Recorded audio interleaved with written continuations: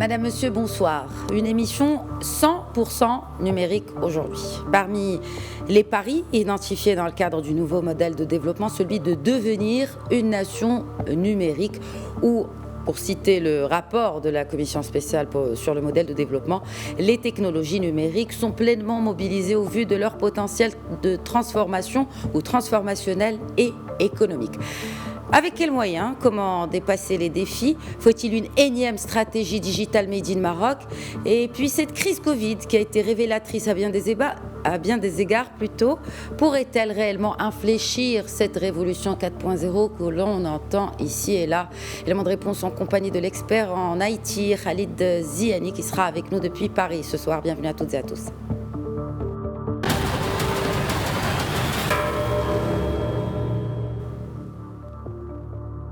Mais avant de joindre notre invité, je vous laisse avec Younes Benzineb qui rappelle dans le papier que vous allez suivre les objectifs du nouveau modèle de développement pour adopter une stratégie de transformation digitale. C'est un élément clé du nouveau modèle de développement, le numérique, premier des 5 leviers essentiels à la mise en œuvre de ce chantier hors norme est censé façonner l'avenir du royaume. Pour assurer que cette transition bénéficie à tous d'ici 2035, la Commission veut adopter une stratégie de transformation portée à haut niveau. Le Maroc occupe la 4e place des Digital Rises au niveau de la région MENA au classement du Centre européen pour la compétitivité numérique. La Commission espère des investissements dans le haut débit et très haut débit et souhaite étendre cette couverture à l'ensemble du territoire pour réduire la facture numérique révélée par la crise sanitaire.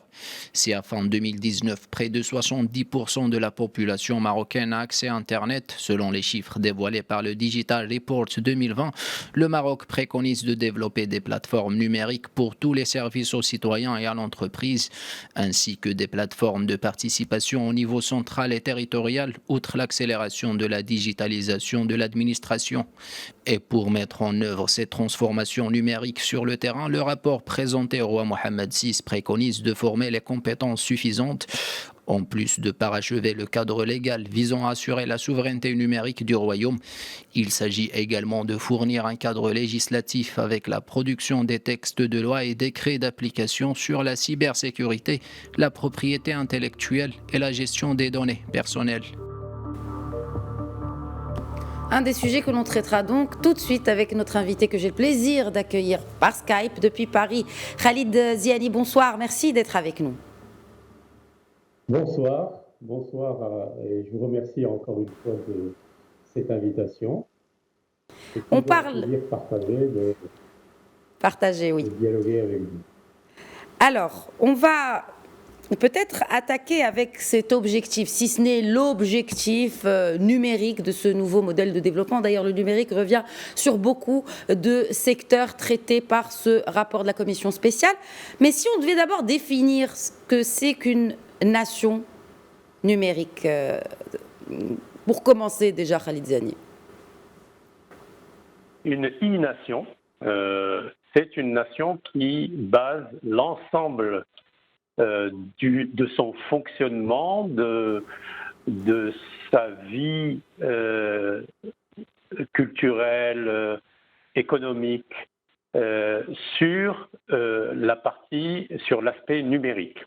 Et cet aspect numérique est à la fois un objectif, mais également un moyen de rester connecté aux populations et proche des populations, et un moyen d'établir une participation accrue de ces populations au fonctionnement de la nation et à l'identification aux valeurs de la nation.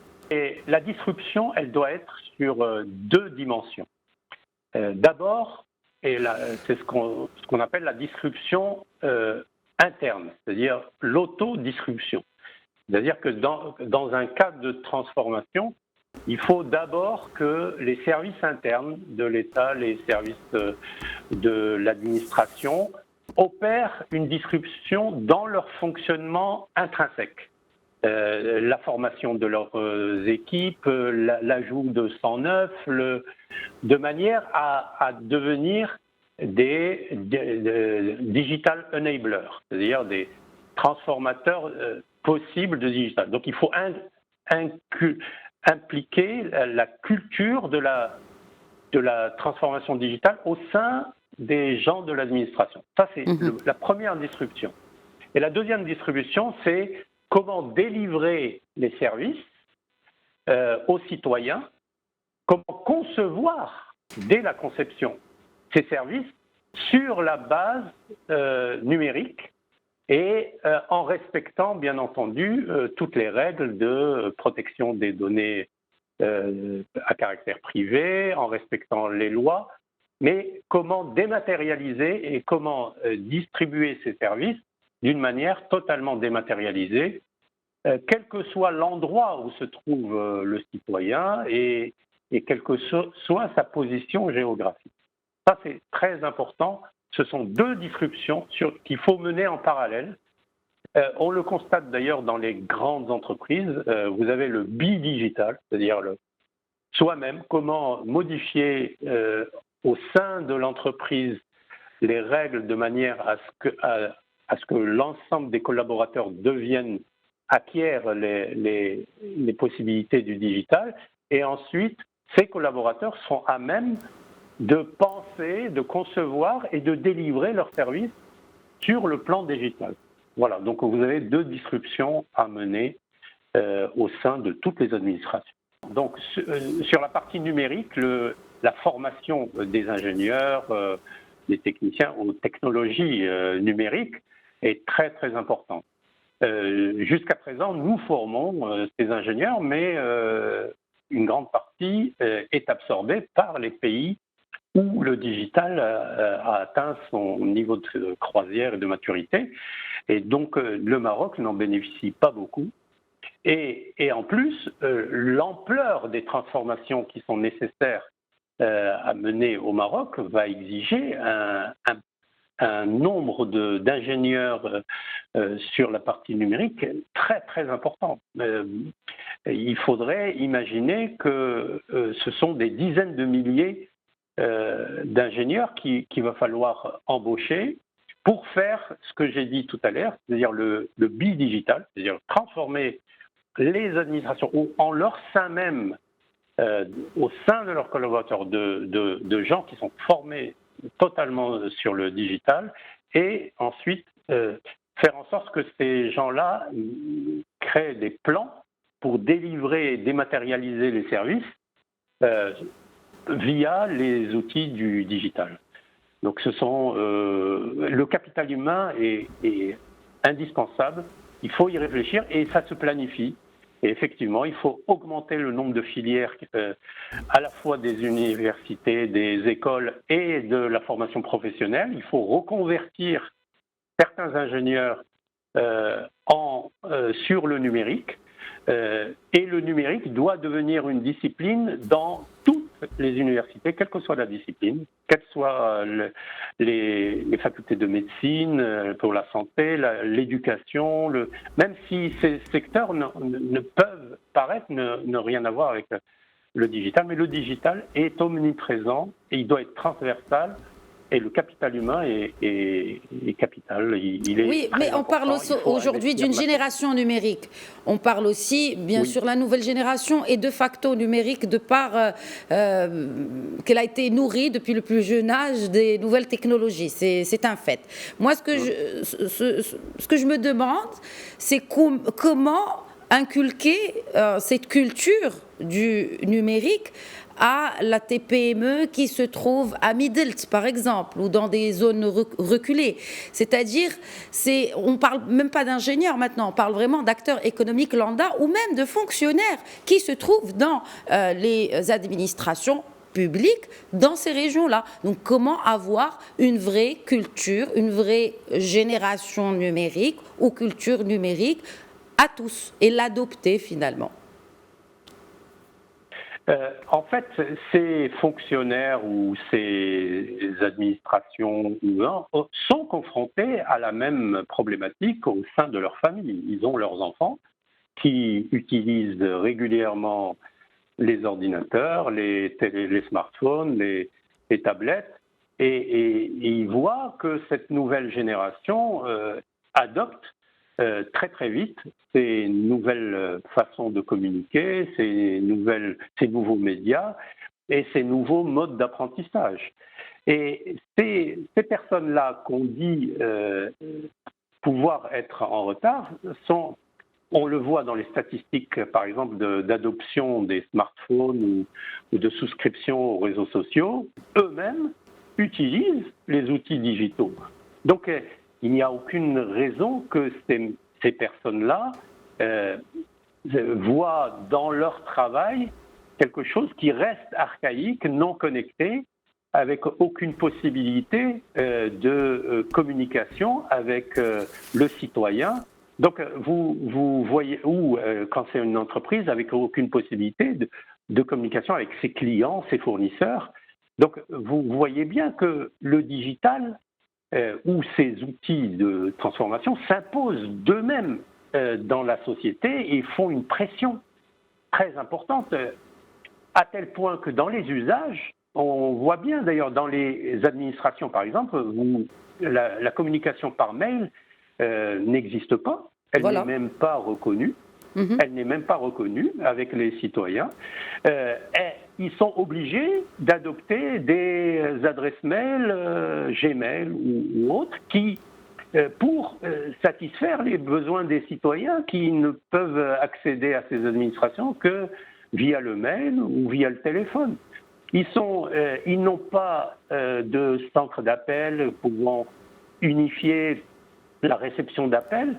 Donc, on voit bien que le digital s'impose, puisque nous sommes un pays qui est au carrefour du monde, et nous sommes un pays ouvert, et nos générations sont déjà dans ce monde digital. Donc, nous n'avons pas le choix.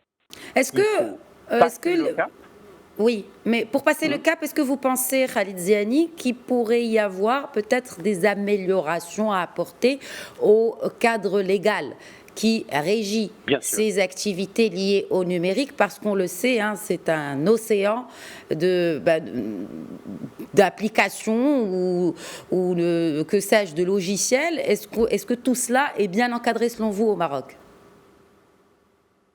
Non, et par contre, nous sommes sur la bonne voie, parce que récemment, l'année dernière et cette année, nous avons adopté 2 lois fondamentales qui sont la loi d'abord sur l'identité numérique, le cryptage, les certifications, la signature électronique, et cette année, la loi 5519 sur la disparition des copies conformes et des certificats d'authenticité des documents. Donc, nous allons dans le bon sens. Mais il reste un certain nombre de lois à adopter, notamment les lois relatives à la définition des actes. Les actes de propriété, les actes de mariage, tous ces actes. On doit transposer dans notre législation la possibilité que ces actes soient numériques et non pas, c'est-à-dire que les originaux de ces actes, la façon avec lesquelles ils sont stockés, la sécurisation, le référentiel, tout cela doit devenir numérique. Et ça, nous n'avons pas encore adopté nos lois pour le faire et il est urgent de les adapter. Parce que, en fait, à quoi ça sert de faire une transformation si les lois ne suivent pas? Donc, les lois devraient normalement prévoir la possibilité de signer, par exemple, des actes authentiques chez un notaire totalement en numérique. On doit pouvoir avoir son extrait d'acte de naissance totalement en numérique. On doit pouvoir avoir son extrait d'acte de mariage totalement en numérique. Tout cela, la loi et les lois ne sont pas adaptées pour cela. C'est-à-dire que les administrations sont obligées de ne recourir qu'à des formats papier avec des dispositifs pour certifier l'original et ainsi de suite. Et c'est cette transformation-là qu'il va falloir faire au niveau légal, au niveau réglementaire. C'est très, très important parce que ce sont des millions d'actes. Les actes adulaires, par exemple, les actes de succession. Tout cela doit pouvoir se faire d'une manière numérique. Est-ce que vous pensez, je disais en intro, que justement cette crise Covid a pu accélérer les choses? Certainement, c'est un constat. Mais il y a cette transformation des services sociaux, à savoir bien sûr l'éducation, l'enseignement ou encore la santé, une optimisation des moyens pour améliorer ces services au profit du citoyen. Quelle est aujourd'hui peut-être l'approche à avoir dans l'avenir par rapport à la numérisation et à la digitalisation de ces services-là, pour un meilleur modèle de développement?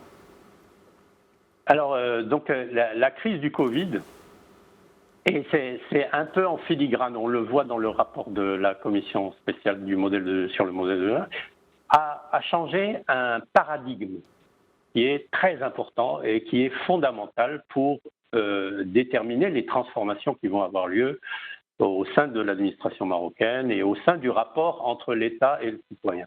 C'est que ce paradigme stipule que nous n'établissons les lois et les réglementations, nous les établissons pour 80% à 90% de la population qui est supposée honnête. Oui. Alors qu'avant, on établissait les lois en fait pour lutter contre la fraude. C'est-à-dire qu'on faisait en sorte, de la façon avec laquelle on faisait les lois et on mettait les décrets d'application, était faite pour lutter contre la fraude.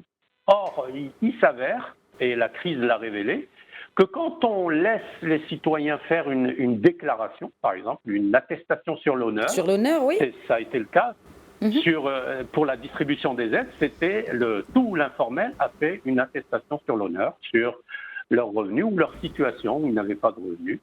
Et nous avons distribué les aides.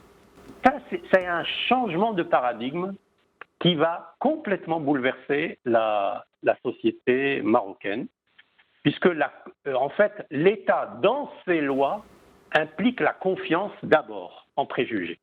La confiance. Donc, il reconnaît l'attestation sur l'honneur. Le préjugé sur le citoyen est d'abord honnête et non pas malhonnête. Et ça, c'est fondamental. Après, à partir de là, nous pouvons mener toutes les transformations possibles et le citoyen marocain va être adhérent et il va participer. Tous les Marocains ont compris l'importance de l'État, l'importance d'avoir un régulateur en période de crise. C'est extrêmement important. Nous avons sauvé des vies. Nous avons sauvé des familles grâce aux aides qui ont été déployées. Même si nous avions un peu de moyens, nous avons permis la solidarité. Mettre par exemple le 12-12 et la contribution ou le 17-17, le fonds de solidarité, tout cela a été permis donc grâce au numérique, mais ça a été permis grâce au paradigme où on dit aux citoyens, nous sommes là pour instaurer la solidarité, pour instaurer la confiance, et nous utilisons les outils numériques qui permettent de faire cela dans un laps de temps très court et en couvrant une couverture géographique. Justement, une couverture géographique, je me permets de vous interrompre, Khalid Ziani, une couverture géographique, l'une des failles qu'a révélé la Covid-19, c'est justement la non-couverture géographique de tous les territoires, et ce qui n'a malheureusement pas permis à de jeunes enfants, par exemple, de suivre leurs cours à distance. Donc aujourd'hui, c'est l'un des plus gros défis, bien que le Maroc ait franchi un cap énorme en ce qui concerne les hautes technologies, mais il y a encore à faire en ce qui concerne les infrastructures. On aimerait bien discuter de cela avec vous, Khalid Ziani, puis avoir aussi votre alternative par rapport à cette question cruciale. Oui, en fait, c'est un point que la Commission a relevé qui est très important.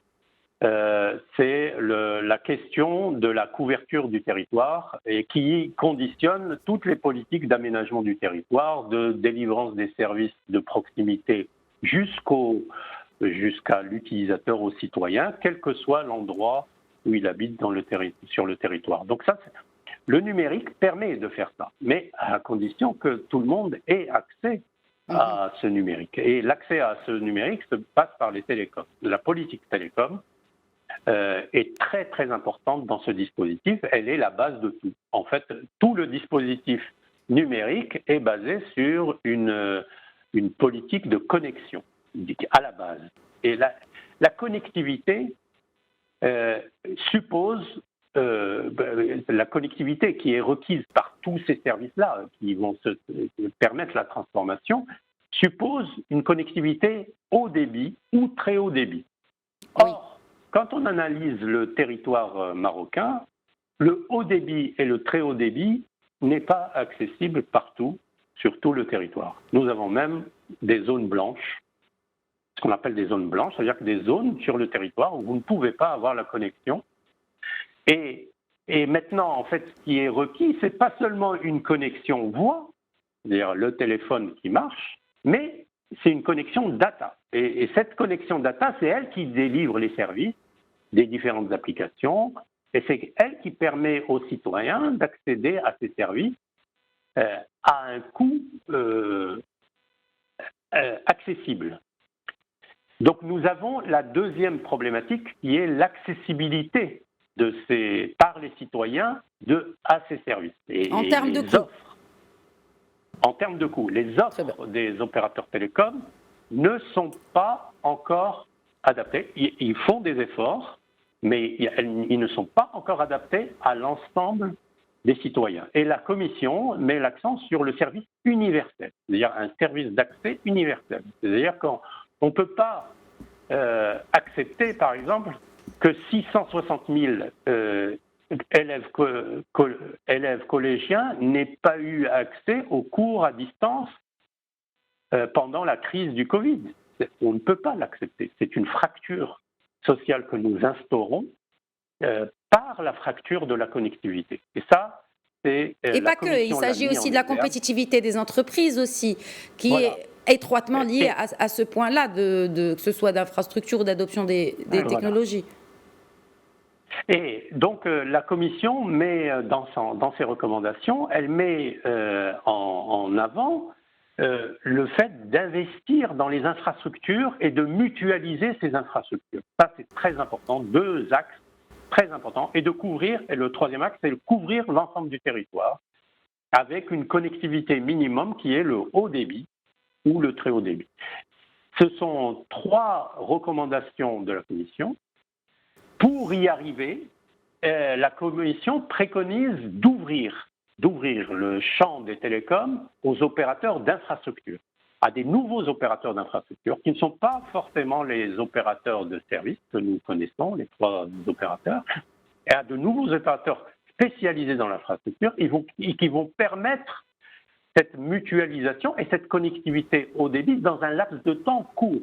Très bien. Et la dernière préconisation que fait la Commission, c'est d'ouvrir le marché à ces infrastructures télécoms, à la fois aux collectivités territoriales, dans le cadre de la décentralisation, et au secteur privé, aux entreprises privées qui souhaitent s'implanter dans les régions. Elles doivent pouvoir recourir à ces opérateurs d'infrastructure sans recourir forcément aux opérateurs. Pour terminer rapidement... Rapidement, voilà. Il nous reste très peu de temps, Khalid Ziani, par rapport à l'inclusion financière par la finance numérique. Comment? Rapidement. Oui, alors la Commission, là aussi, met en avant l'inclusion financière. L'inclusion financière, elle met en avant le développement des outils d'inclusion qui sont notamment le mobile payment. Elle insiste sur le fait que cet outil peut généraliser l'accès à la finance numérique à l'ensemble de la population, à un coût accessible, là aussi, et elle préconise la généralisation de ce mobile payment, mais elle ne dit pas comment. D'où ma question, Khalid Ziani. Oui, voilà. D'où ma question, Khalid Ziani, pour terminer peut-être sur une alternative. Il faut s'inspirer de ce qu'ont fait les autres pays, à la fois africains et européens. Il faut, pour que ce soit accessible, il faut que ce soit à la fois pour les marchands et pour les citoyens, il faut que les coûts de commission, de virement et les coûts de l'interchange pour les paiements chez les commerçants soient les plus bas possibles. Très bien. Dans les autres pays, le régulateur a décidé de baisser ses coûts d'une manière réglementaire. Il faut que notre régulateur au Maroc décide de baisser les coûts des banques et les coûts des établissements de paiement sur l'interchange et sur les virements d'une manière très importante pour faciliter l'inclusion financière. Et donc l'inclusion de l'informel aussi, voilà. Comme ça on réduira le cash qui est en circulation. Et la lutte contre le cash. Absolument. Voilà, et la lutte contre le cash qui est déterminante. Merci beaucoup Khalid Zeni. Malheureusement, il y a beaucoup à dire, mais j'espère qu'on a quand même traité de l'essentiel avec vous. Merci beaucoup encore une fois d'avoir participé avec nous à l'émission. Merci. Voilà. À bientôt. C'est la fin de Question Écho. Très bonne soirée à tous.